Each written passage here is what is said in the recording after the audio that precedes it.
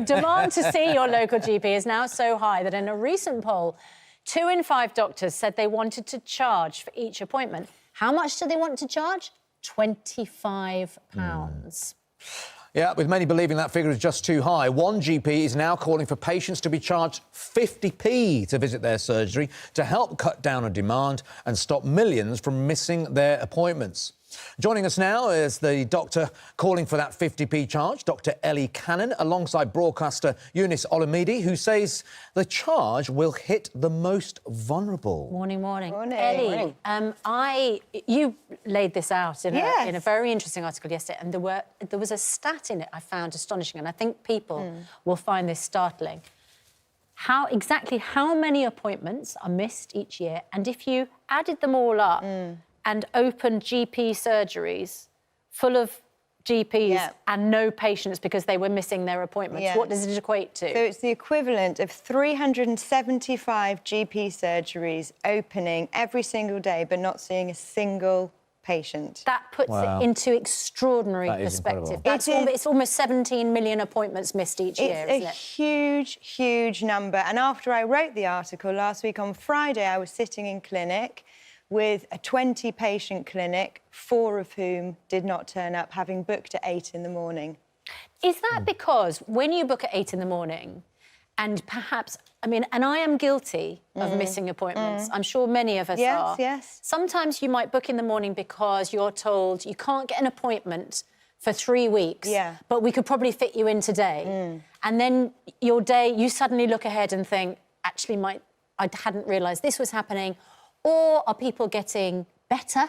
Are people ringing in the morning and actually thinking, I don't need to go later on, or they can't get there, or there's no bus? Or, I mean, there are multiple reasons. There are multiple reasons. And, you know, I'm the GP who's sitting there seeing these patients in and out. And there are reasons, and our systems aren't perfect. It's not always easy to cancel, for example. And, I hold my hands up and admit that. But in the way that we all think now about plastic bags, which we never, ever have done before, and that tiny price on a bag has cut plastic bag usage by 90%. Okay. So, Eunice, I think that could affect it. It's a good comparison, isn't it? Let's be mindful of the value of GP's time, the drain on the NHS. Yeah. And let's not be cavalier with appointments. You pay 50p charge, and then you realise, actually, this makes you think. This isn't something I want to waste. Well, I thought that the report was really good. It was excellent. And I think some of those figures were actually quite frightening. You know, there are people in the UK who desperately need to see their GP. Exactly. So it is concerning if we're missing a lot of appointments. But for me, I'm just so proud of the NHS. And I think what makes me feel most proud is the fact that it is free at the point of delivery.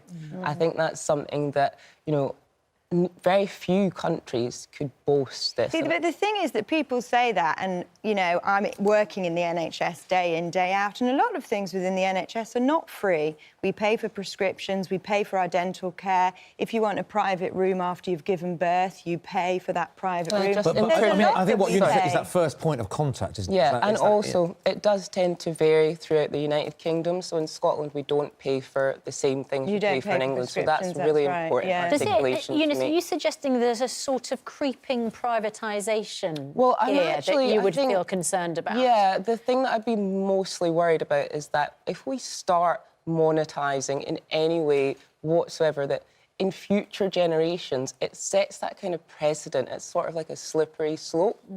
I think it's more important for us to articulate and identify what are the reasons that people are missing these appointments. Now, the only reason I find this really interesting is because I work with people from vulnerable groups, various ages and backgrounds.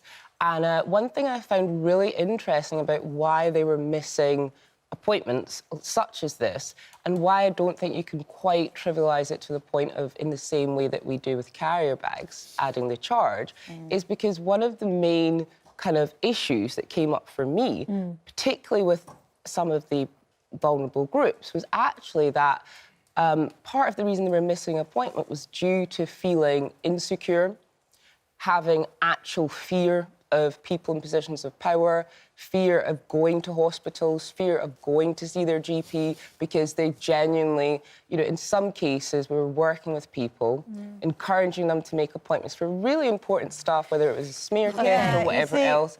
And a lot of the time, some of the people were missing their appointments. I'd be really interested in kind of cross-referencing it with what happens in dentistry, for example, because I'm sure a lot of appointments are missed in that area as well. And again, I saw a lot of people from vulnerable groups who literally had an actual fear of going to the dentist. See, the vulnerable groups thing is something that people say all the time. Now, I'm a GP in clinic. Every clinic, I look after patients who are homeless. I look after patients who are victims of domestic abuse. I look after all the child abuse victims in my practice. And I have to be honest with you, and this is going to be an unpopular thing to say, it is not my vulnerable patients who are missing appointments, who are wasting appointments. They don't want to waste their appointments. They can't afford to waste their appointments. Ellie, who are the patients who are missing? Is it people like me? It is people like all of us who throw away everything in our society and we don't value stuff. It's what I call the Amazon Prime generation. We want everything now.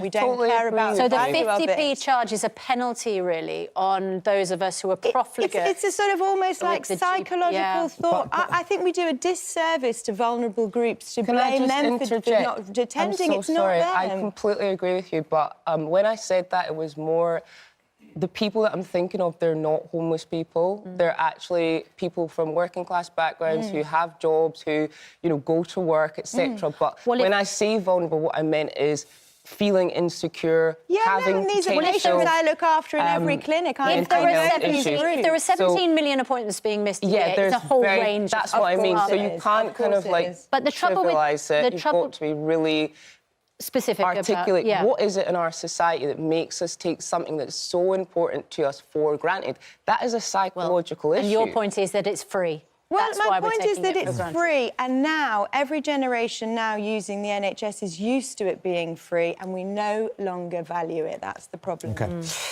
Interesting. Thanks very much for joining us. The audience reaction is slightly on the side of no.